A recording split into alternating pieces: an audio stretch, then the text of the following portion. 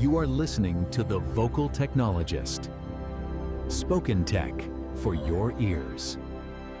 Welcome. We're here to help you cut through the noise in information security today. We'll get you up to speed on the latest cyber attacks, new vulnerabilities, and that really fascinating intersection of AI and security. You sent over some great sources packed with detail. Let's unpack what you really need to know. Absolutely. And this stuff, well, it matters directly to you, whether you're prepping for a meeting, running a team, or maybe you're just curious about what's happening out there. The scale of some recent breaches is pretty significant. And we're seeing these crucial shifts in how security works now that AI is, everywhere. Here's where it gets really interesting. Okay, so let's kick off with some of those big data breaches making news. First, Bouygues Telecom over in France. A cyber attack exposed data on, 6.4 million customers? Yeah, a huge number. Names, emails, phone numbers. Thankfully, no payment details reported there. Right, thankfully. And then closer to home, Connex Credit Union in the U.S., about 172,000 people impacted. And that one sounds quite serious, too. Names, account numbers, debit card info, even social security numbers, and government IDs.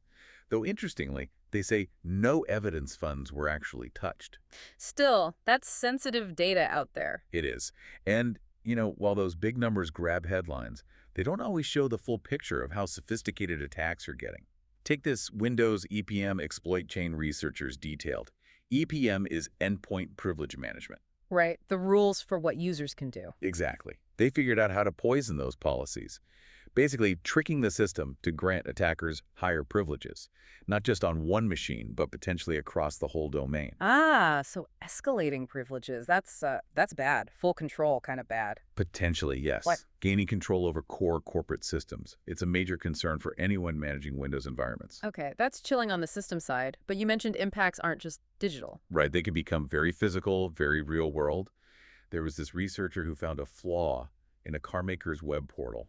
Oh, yeah. What could they do? Well, they got full access to customer data, vehicle tracking, and then get this, they could remotely unlock and actually control a friend's car. Wow. Control it, like start it, steer it. The details were about unlocking and some basic controls, but yeah, it shows how a web flaw translates directly to physical control. Super worrying. And it's not just cars. Critical infrastructure, too.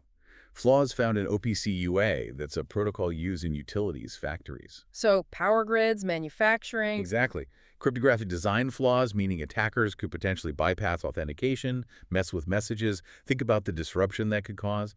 And, these aren't isolated things. Google confirmed a breach in their Salesforce CRM recently. M&S in the UK is still recovering from their attack. It's widespread. That's definitely a tough threat landscape. Okay, let's pivot a bit. What about the proactive side? How are people using AI for defense? And I guess how are they securing the AI itself? That's the million-dollar question, right? Especially when you think about trusting AI with really sensitive stuff. It's interesting to see how companies like 1Password are approaching it. They've laid out AI principles. Like what? Things like always encrypting secrets, obviously. But crucially, using deterministic authorization rather than relying on probabilistic LLM decisions. Okay, break that down. Deterministic versus probabilistic. It means access is strictly rule-based. If X, then Y. It's not the large language model sort of guessing or deciding based on statistical likelihood. It makes it predictable, safer.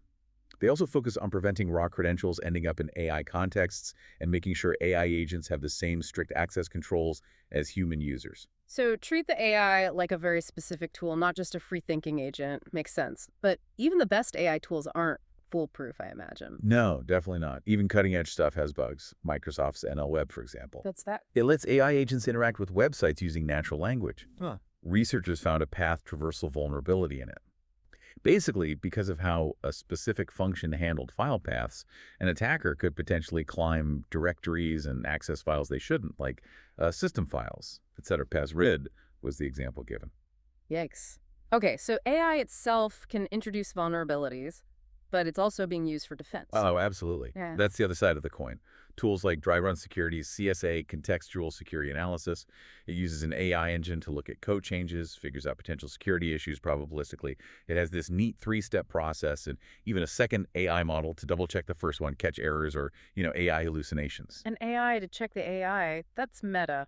Kinda, yeah. Yeah. And there are other tools emerging too. Run0's ePFF Pulse helps teams prioritize which vulnerabilities to fix first based on real-world exploit trends.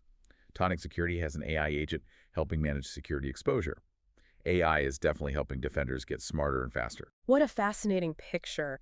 This constant back and forth, this tension between new threats and these evolving, sometimes AI-powered defenses. The scale of attacks can feel overwhelming sometimes, but it's also clear there's a lot of innovation happening on the defense side, too. So what does it all mean for you listening? Well, we often talk about this reality gap in AppSec and ProdSec.